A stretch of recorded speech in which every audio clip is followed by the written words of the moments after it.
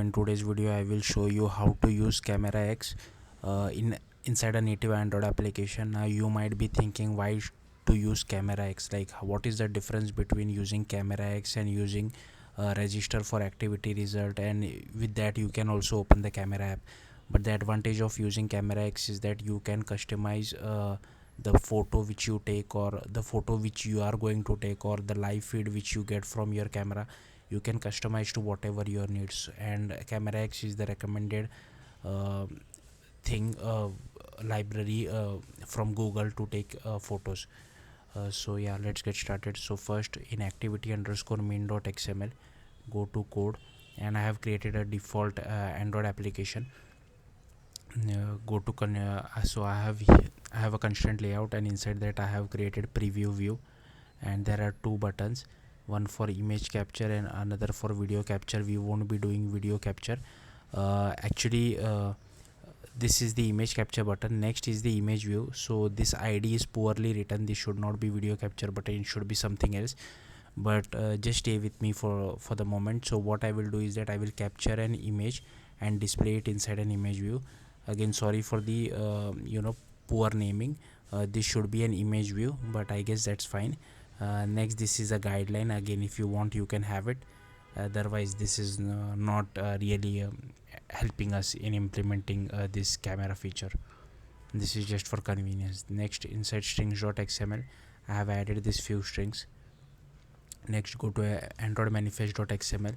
First, we are adding this hardware camera feature. Then we are checking camera. We don't require this, so if you don't want, you can remove this. I have just copy pasted most of the code from documentation, that's why it is present, but we don't require this.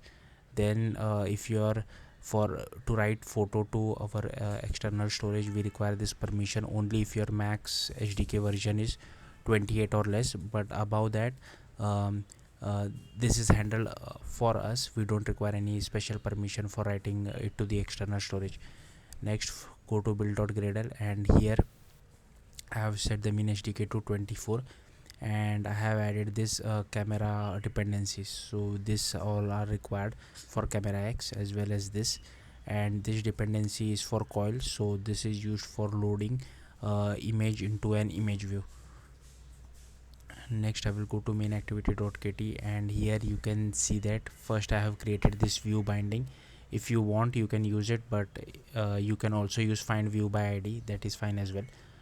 Next, I have defined two variable, image capture and camera executor. Here first I am checking whether I have granted all permissions or not. If yes, then call start camera, otherwise request all the permissions. Then here we are clicking the button of the image capture to take a photo, and here we have initialized our camera executor. Next, to take a photo, we will create the image capture button, the image capture variable, sorry. And here this logic is used for naming our image, and so to save the image we have to use content values. So here is the display name, here is the MIME type, and if you are using Android P or Android higher than Android P, then we have to pass this relative path as well.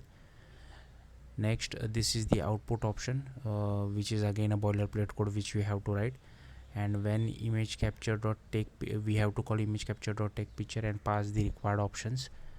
And here you will get an error or a on image saved callback. If it is error, you can log it. Otherwise, if it is image saved, what I am doing is that you will get an URI, okay, over here, and I am loading that URI inside our image view. Again, sorry for the poor naming.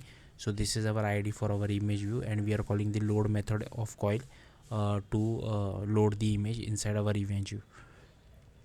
Next, this is the start camera button, and to be honest with you, I don't really much understand most of it. I have copy pasted this from the Google code lab, so if you want, yeah, you can read these comments. So this is the preview which we have to generate. We want the back camera, and this is for unbinding, this is for binding, and this is for if any exception are reached.